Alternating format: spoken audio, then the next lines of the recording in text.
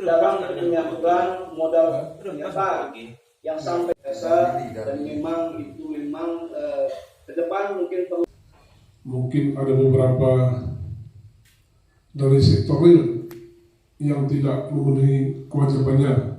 Laporkan bahwa Bank Aceh Syariah cabang Takengon sudah mulai masuk ke digital banking. Ini secara bertahap, Pak Gubernur.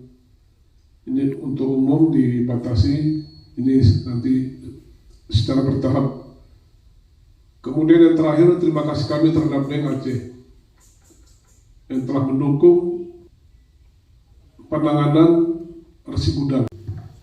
Waalaikumsalam. Terima kasih Pak Syawela.